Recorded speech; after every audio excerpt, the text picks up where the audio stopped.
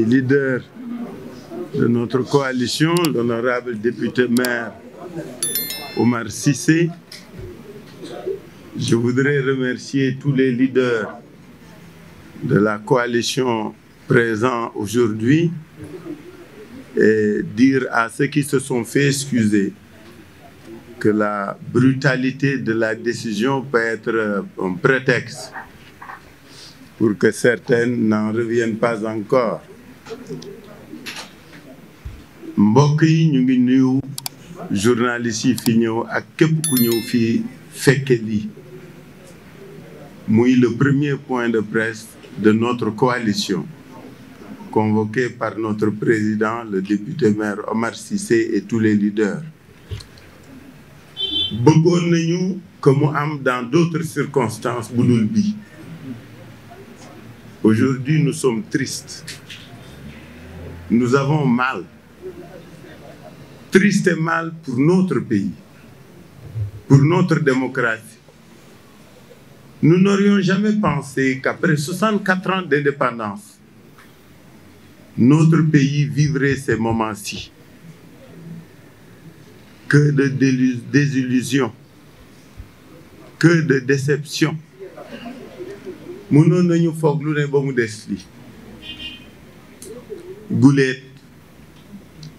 Et les paroles manquent à beaucoup d'entre nous. Depuis ce matin, tous les amis de l'extérieur nous appellent. Lan moo ñu dal ñun Sénégal, ce pays qui était le chantre de la démocratie, ce pays qui était devenu une référence en Afrique et dans le monde, ce pays qui était respecté de tous et partout. Qu'est-ce qui nous arrive pour qu'on en arrive à cette situation-ci? Nous sommes tous tristes, nous sommes malheureux. Mais ce qui nous rend malheureux, c'est que les autres se moquent de nous maintenant. Ils nous traitent de la même manière que les autres pays où les coups d'État militaires et autres ont lieu. Ici, ils nous disent, écoute, vous n'avez pas fait d'État militaire, mais votre coup d'État est institutionnel. Vous ne valez pas mieux que les autres. Nous ne valons pas mieux que les autres. Et nous avons mal. Nous qui avons des amis partout, nous qui allions partout, nous qui bombions nos torses en tant que Sénégalais, nous qui nous vantions d'être les vrais démocrates dans ce continent. Aujourd'hui, on n'a plus de quoi plastronner. Dañuy rus, dañuy am kersa, on a mal. Et des gens comme moi ont des difficultés à trouver les mots qu'il faut pour caractériser cette situation. Je fais partie de ceux qui ont rêvé, ceux qui se sont illusionnés que lépp mën na fi am ba mu des bii.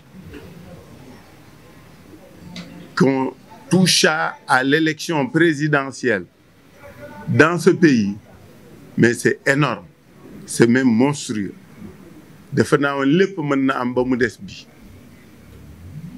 C'était le dernier rempart, c'était le dernier modèle bi ñu doon chanter. Ce qui est plus difficilement acceptable, c'est qu'on ne nous donne même pas des raisons valides pour wax ñu lu tax ñuy reporter élection. Je ne parle même pas des moyens juridiques qui sont utilisés.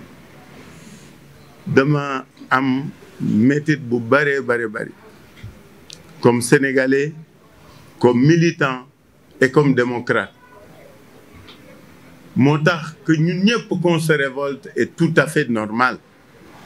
Que ñun ñëpp qu'on dénonce ce qui se passe est tout à fait normal. Parce que nag lii guleet la fi waru fi ne mënu fi woon war nekk qu'on reporte une élection présidentielle, surtout sans qu'on ne nous le dise. On ne fait pas référence à 52, mais c'est une application ou en tout cas une tentative d'application de 42. de l'article 42 parce qu'il s'agit, selon les raisons évoquées ou avancées, des difficultés entre deux institutions de l'État. C'est ça qui est gênant. C'est ça qui est inacceptable. ma wax ne suñ ne assemblée dafa am ci lu mu ne assemblée la muy dox am na ci droit loolu kenn werantewu ko qu'il y ait des problèmes et que les députés s'en saisissent, c'est normal, c'est compréhensible. Que les députés prennent des initiatives, c'est normal, c'est compréhensible. Qu'il y ait eu cette commission d'enquête parce qu'il y aurait quelques soupçons de corruption, c'est normal. Comme c'est tout à fait normal que même des députés prennent des initiatives. Loolu kenn du ko werante, kenn du ko xuloo parce que c'est la loi. D'amener que des députés d'un groupe puissent prendre l'initiative de proposer une proposition de loi, c'est normal. L'inormal, moi que président de la République, di prox ndollu ci loolu pour di reporter élection. Parce que li ñu teg conseil constitutionnel depuis quand même dafa am yoon. Conseil constitutionnel sous un problème en son sein et les magistrats l'ont rappelé, il existe des dispositions yoo xam ni ci la ñuy aw pour régler problème yooyu. Le vrai problème, heureusement qu'on n'a pas évoqué de 52, il n'y a pas de crise institutionnelle au Sénégal. Pour l'instant, il n'y a pas de querelle entre deux institutions. Chacune des deux institutions, Conseil constitutionnel comme Assemblée, est dans son rôle jusqu'à présent. Le Conseil a pris les mesures qu'il fallait en matière électorale pour prendre ses décisions et l'Assemblée, comme structure législative de contrôle de l'action dans l'État et de l'État, que l'Assemblée prenne des initiatives, c'est normal. Où est le problème? Où est la difficulté? Où est le prétexte à un report des élections? L'Assemblée avait décidé de créer une commission d'enquête parlementaire. C'est tout à fait normal. Mais créer une commission d'enquête parlementaire n'a rien à voir avec un report d'une élection. La preuve, ils l'ont tellement compris que pour def seen projet de loi report bi xaaruñu commission d'enquête bi jeex lu tax xaaruñu ko c'est ça la question que les Sénégalais doivent se poser puisque dañ ne dafa ami soupçon puisque dañ ne am na guerre mais nañu xaar boobu ba commission bi taxaw ba commencer liggéey su fekkee gis na lu tax ñu ne lii am na boobaa ñëpp ni gongo mais commission bi dooragul sax on préjuge de ses conclusions et on veut reporter les élections. Voilà le problème. Ce qui se passe ici est un précédent dangereux. Benn démocrate waru ko nangu. Benn démocrate mënu ko nangu. Je l'avais déjà dit. Je le répète. Le vote des députés de Taxawu a servi de prétexte à certains pour dire que notre coalition était complice de ce qui se passe. Mani, faut pas que nit ñi di boole wala di bokkal wala di wax lu àndul.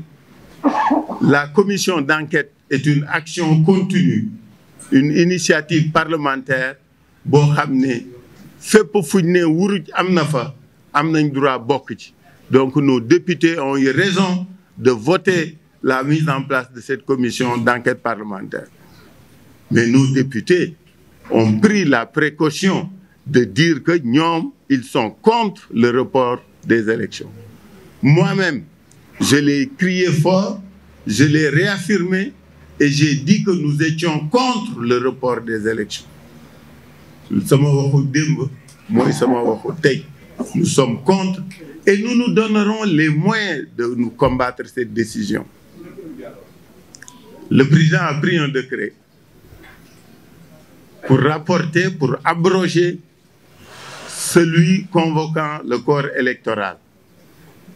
Mais comme que gisaguñu décret bi gisaguñ ko te moom waxuñu yan base la ko wékk ñoo ngi xaar, mais dès que le décret sera publié il sera attaqué inchallah, parce que am na lu kenn dul nangu lenn loolu kenn mënu ko seetaan, kenn mënu ci ànd. C'est la première fois dans l'histoire politique du Sénégal qu'on reporte une élection présidentielle. Ban crise moo ko fi jar, ban difficulté moo ko justifié, ban raison valide moo tax ñu mën ko nangu? Je n'en vois aucun. Je n'en vois aucune. Donc li ñu bëgg wax fii mooy Sénégal gépp moo war jóg, que toutes les forces politiques, démocratiques, toutes les forces de la société civile devraient s'unir pour que lii bañ antu. À la veille du début d'une campagne électorale, qu'on puisse arrêter un processus de cette nature est inacceptable. Ñun ànduñu ci, ñun d'accorduñ ci, ñun bokkuñu ci. dama bëgg mu leer nañ, bokkuñu ci, ànduñu ci, d'accorduñu ci. Ci nii mbaa ca nee, amul ci ruq, amul ci waxtaan, amul ci gise fenn, du man du keneen. Et je veux que ça soit clair et que tout le monde sache que dans cette affaire lépp leer nañ. Ànduñu ci, bokkuñu ci, boolewuñu ci, d'accorduñu ci. Mais li ëpp solo sax mooy conséquence élection yi, parce que moi ce qui me gêne dans l'annonce du président seetlu leen ko kañ la élection yi, kañ la élection yi. Xam nga wax ji nit ñi suñu dégluwul amuñu dégg-dégg ñu ngi ñuy diri ci fu ñu jëmul, fu ñu xamul. Kañ la élection yi, ñaata la lii de durée.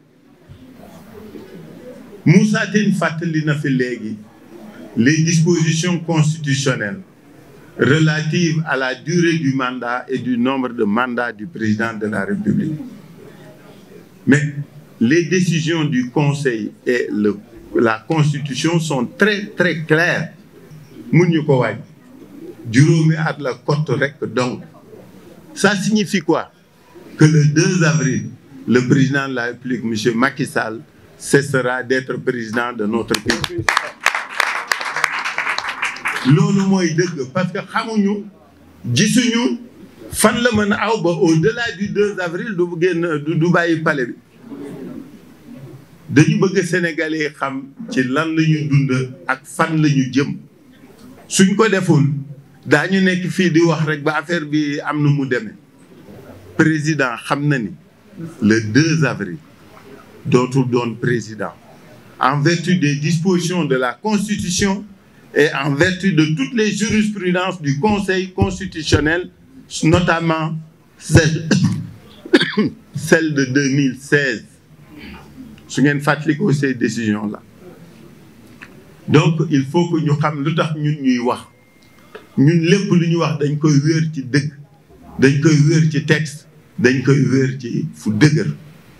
Donc dama bëgg Sénégalais xam ni à partir d'aujourd'hui booloo ànd pour que notre démocratie puisse survivre ces épreuves-là dafa jot. On appelle tout le monde à se rassembler. On appelle tout le monde ñu booloo liggéey. Parce que surtout que 23 juin ngi fi woon de gaay. Fàttali ngeen 23 juin. C'est de même nature.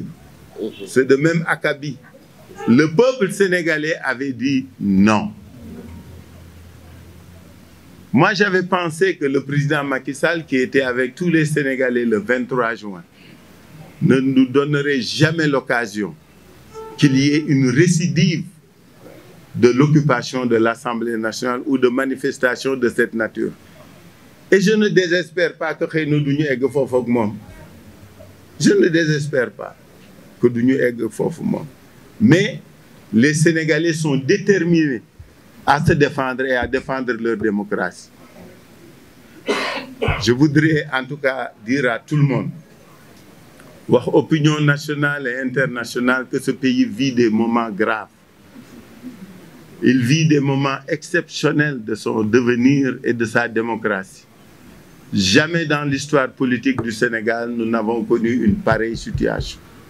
C'est un précédent dangereux. Que l'on en arrive à reporter une élection présidentielle à la veille de son démarrage, musu fi am. Quelles qu'aient pu être les circonstances politiques qui ont jalonné l'histoire politique de ce pays de 60 à maintenant, on n'en est jamais arrivé à cette situation. C'est pourquoi les Sénégalais doivent comprendre qu'il ne s'agit pas de problème de personne, il ne s'agit pas de problème de coalition, il ne s'agit pas de problème politique, il s'agit de notre pays, de son image, de sa survie en tant qu'État et nation. Il ne faut quand même pas que les gens perdent de vue que depuis 2021, nous avons eu plus d'une centaine de morts pour lutter pour la démocratie, pour lutter contre certains abus, pour lutter contre un troisième mandat, pour lutter pour l'inclusion dans les élections. Combien avons-nous de détenus politiques? Plus de 1000, pour les mêmes raisons. Est-ce que nous devons accepter que cette situation-là puisse passer? Non. En mémoire ou à la mémoire de tous ceux qui sont partis. Ils ont donné leur vie en se disant que c'est pour la bonne cause. Aucun d'entre nous ne doit renoncer. Aucun d'entre nous ne doit céder. Nous devons rester debout pour que ceux-là qui sont dans l'au-delà et qui nous regardent se disent que nous ne sommes pas partis pour rien. C'est important. Mais ces milliers de jeunes gens, jeunes femmes, jeunes filles, qui sont dans les prisons depuis plusieurs mois, parce qu'ils ont mené des combats pour la survie de notre démocratie, ceux-là aussi ne doivent pas désespérer de nous. C'est pourquoi, oublions les problèmes crypto-personnels. Ne pensons qu'à notre pays, à sa démocratie. Dépassons les clivages et les divergences. Gommons les différences et mettons-nous ensemble pour sauver notre démocratie. C'est l'appel que je lance, c'est l'invite que je fais à tous les Sénégalais. En tout cas, c'est le moment ou jamais de se mettre ensemble pour prouver au monde entier que ce pays, qui à chaque fois que c'était utile, s'était retrouvé autour de l'essentiel, est capable encore du même sursaut pour que notre démocratie puisse survivre aux épreuves qui lui sont imposées. En tout cas, nous avons espoir. Nous sommes certains d'être entendus. Nous sommes sûrs d'être avec tout le monde pour que ce combat-là soit gagné. Nous sommes à d'autres